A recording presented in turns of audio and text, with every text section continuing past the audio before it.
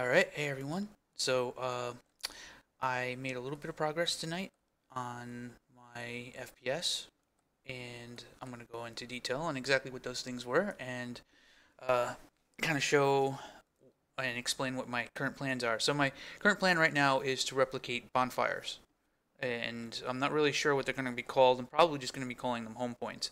Right now, my temporary bonfire is this. Probably shouldn't keep calling it a bonfire. Um, calling them home points from now on. And basically, what the function of this is right now, in its simplest form, is to check for all characters, all enemy NPCs, and all loot containers, and just clear them all out.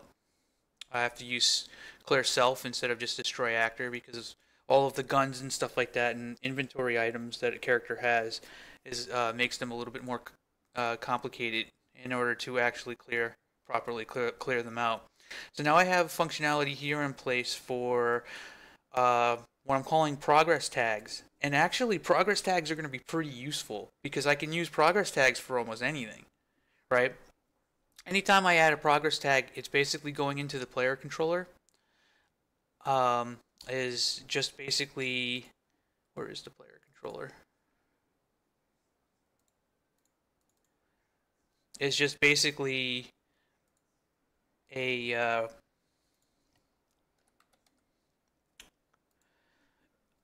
an array on the player controller that I can dump any kind of string into it. Well, not a string, but just raw text, and that raw text will be um, searched for to see if whether or not you already looked at the like this is the functionality for whenever you look at a loot container, and so it draws out a trace. Fairly fast intervals, I think. Actually, it draws out, yeah, search for loot containers. Um, and if it finds one, it checks the progress tag on the loot container, and if the loot container's progress tag is empty, then essentially do nothing, right? Tag is blank. And if the container, if the progress tag is not blank, then get all actors of class, so all player controllers, and search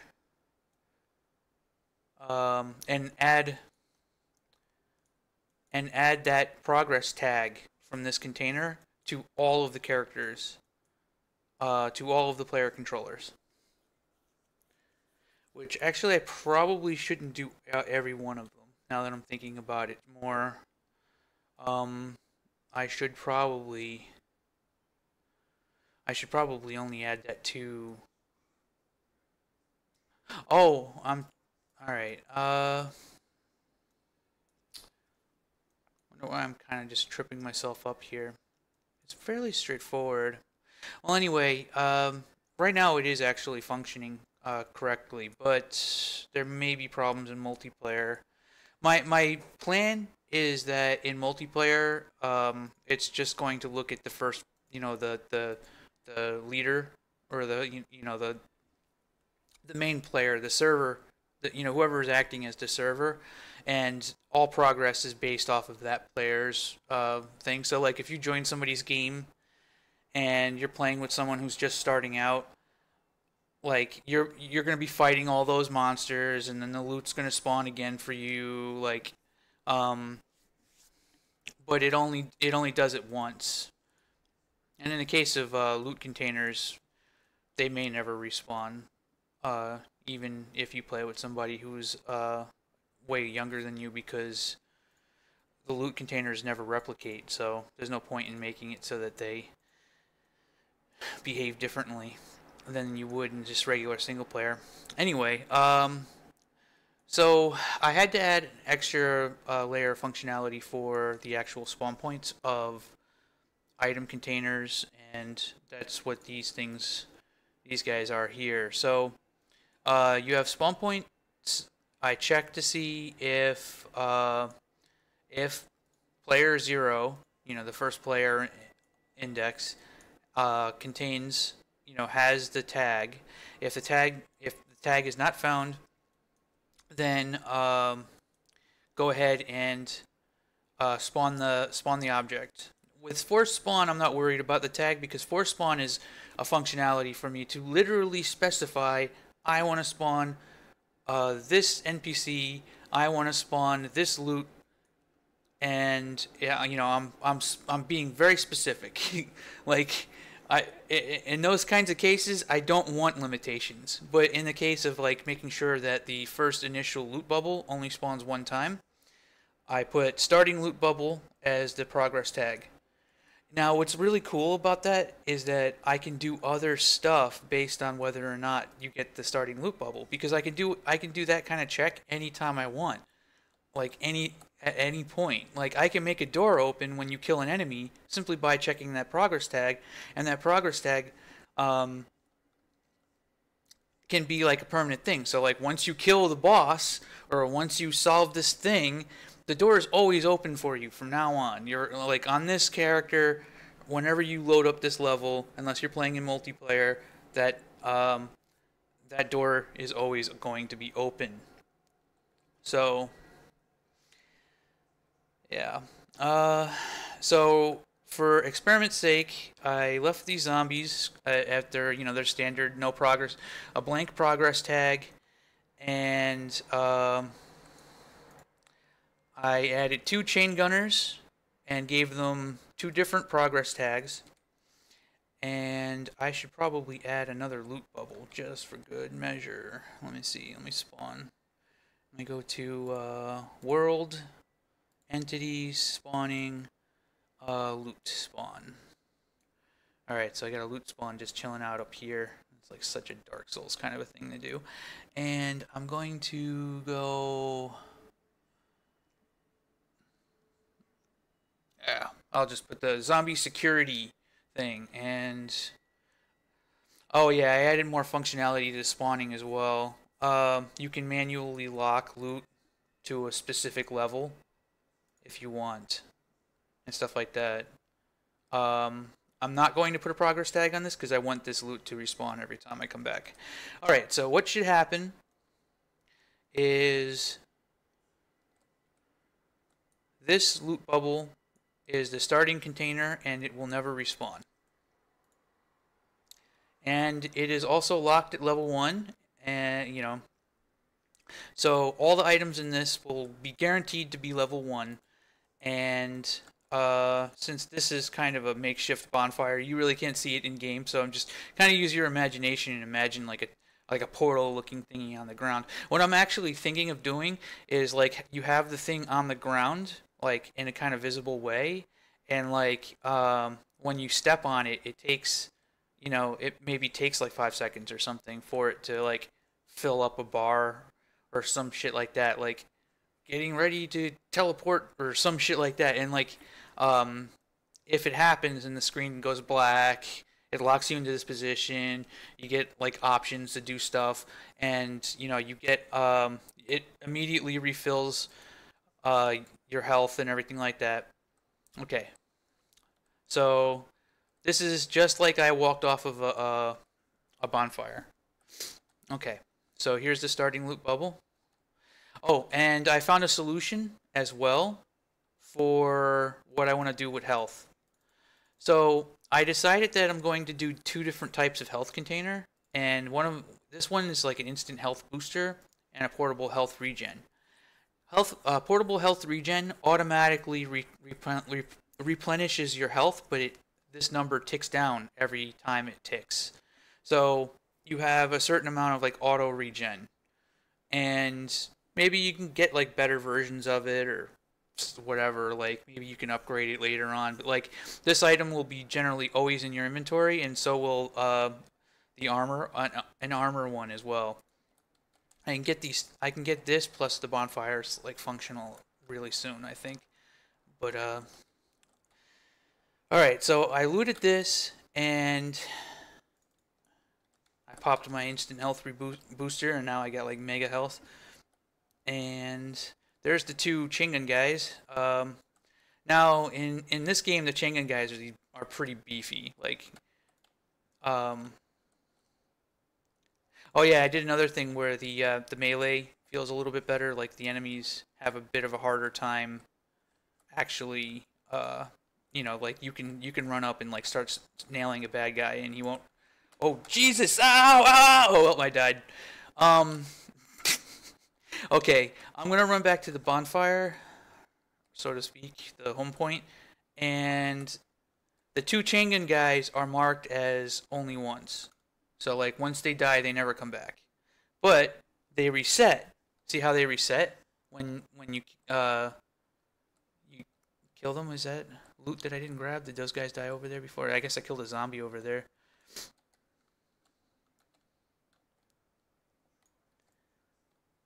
There it is.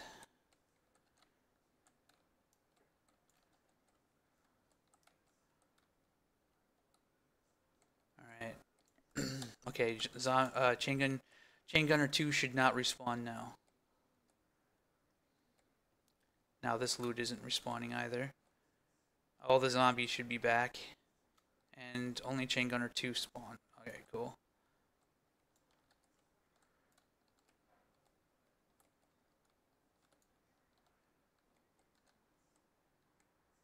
There he is. Purposely not killing him, just got him real low. Running up to get the other loot bubble up top. So I'll probably be hiding loot bubbles all over the place, and maybe I might. Oh, what happened here? This one just didn't spawn or something? Oh, it fell down. That's why. Oh, how strange. That's why there was a loot bubble over there, over here. That's why. So it should be back. All right, so go back here, reset everything. There's the chain gunner I didn't kill, and there's the loot. I wonder why the loot bubble is like in a weird spot. That's kind of strange. Like, I guess there's just gonna be weird stuff like that always happening. I'll have to take a look at the spawning code for the loot bubbles. It's possible that maybe like it needs to be a little bit off the ground or something. Oh yeah, that's right. With loot bubbles, when a loot bubble spawns, it does a trace to put it close to the ground. So like if I put this slightly off the ground, it'll probably make the trace a little bit more effective. Maybe because the trace went actually like through the floor and then through the ceiling there. So raise the loot bubble up just a little bit, and it should do its thing where it doesn't spawn out in some weird spot. So I have a feeling like the portable health regen thing will make things a lot smoother. And the instant health boosters, every once in a while you might get a chance to like find an instant health booster. Wow, I got a sprinter's potion, and it's like fucking. Yeah, there it is. You see, there's a loot bubble up there now, so I can run. Whoa, I'm so fucking fast right now. Whoa. All right. Ooh, level 2 helmet. All right. Credits chip. It's a green helmet. It's a nice bonus. I'll do the tooltips last. Fucking tooltips were a nightmare, but at least the infrastructure for them to work correctly is in place now. Look at all the zombies all over there. Two chain gun.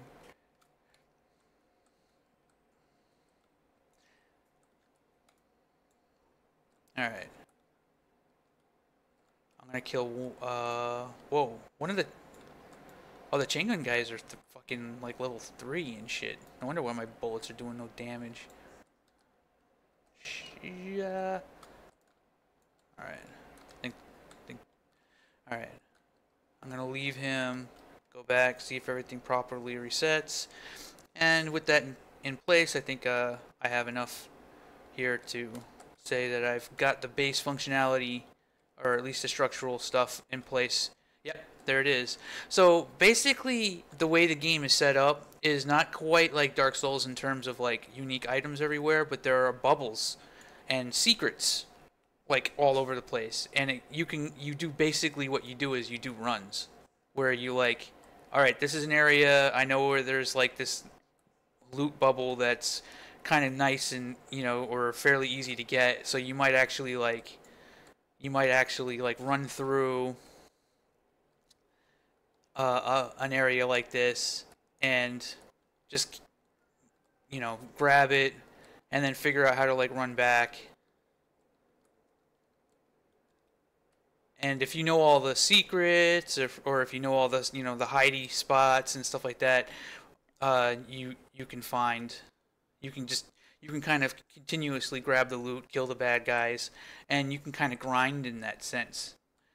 So what I'm doing is probably more grindy, I think, in a lot of respects than uh, Dark Souls, or at least that's how I had originally planned it before I had actually even played Dark Souls. So, um, yeah, so like there could be a loot bubble here, but there's like a nasty enemy just like waiting right here, or maybe like up here. So like you know that that loot bubble is there. You might want to grab it, but you kind of like it becomes kind of like a matter of like how much time do you want to spend and like how much risk do you want to take in order to continuously do runs to get better and better stuff. And um, a lot of the loot won't be so easily accessible. Like you might actually have to kill stuff or progress to an area that literally like is really super dangerous in order for you to be able to like get. Oh shit! I got an auto pistol. Fuck!